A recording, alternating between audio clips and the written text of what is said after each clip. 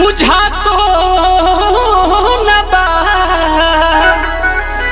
उनका भी अब हमसे रहा तो न बा कियल विधाताओं ने अरे दुखा तो न बा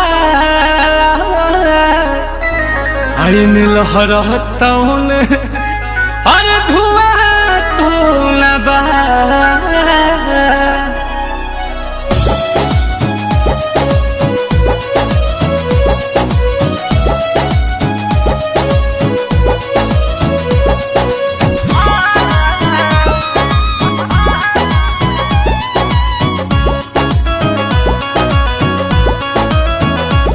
दर्द दिलावा में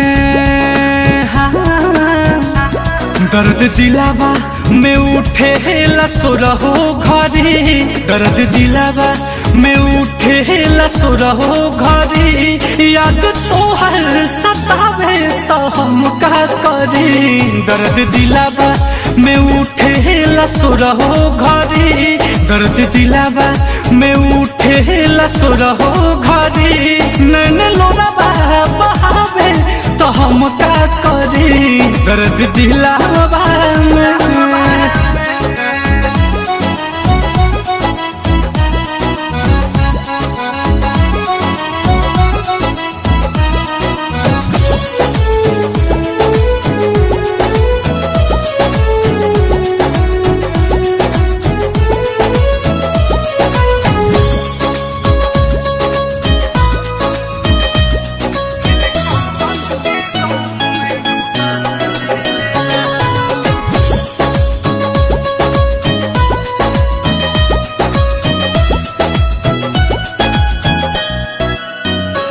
प्यार कहने के पहले बुझाइल नहीं समझावल दिमाग में तयाइल नहीं। बड़ी अजीब सी मोहब्बत थी तुम्हारी बड़ी अजीब सी मोहब्बत थी तुम्हारी पहले पागल किया फिर पागल कहा और अब पागल समझ के छोड़ प्यार कहने के पहले बुझाइल नहीं समझावल दिमाग में तयाइल नहीं। टिस उठे तलागे कि जाइब मरी टिस उठे तलागे कि जाइब मरी याद तोहर सतावे तो हम का करी दर्द दिलावा में उठे लसुरहो घरी दर्द दिलावा में उठे लसुरहो घरी याद तोहर सतावे तो हम का करी दर्द दिलावा में।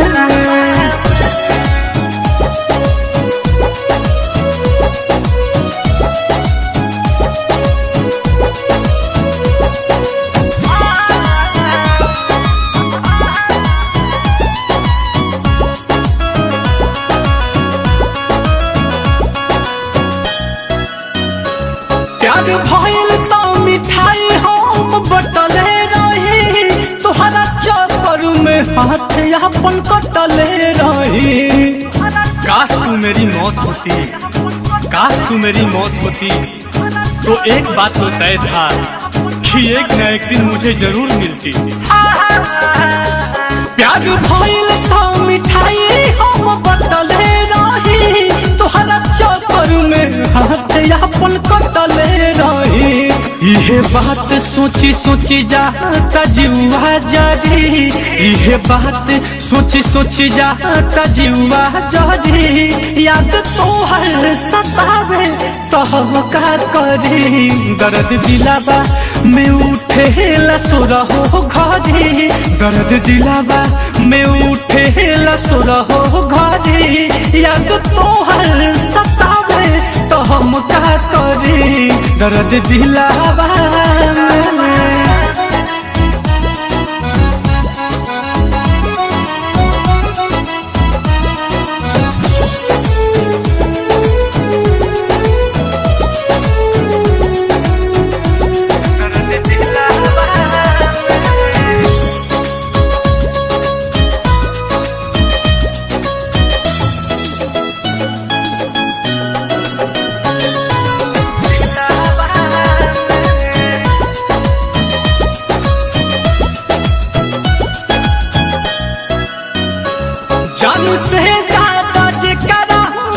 कहले रही उ मोहब्बत के मतलब बता देले बा।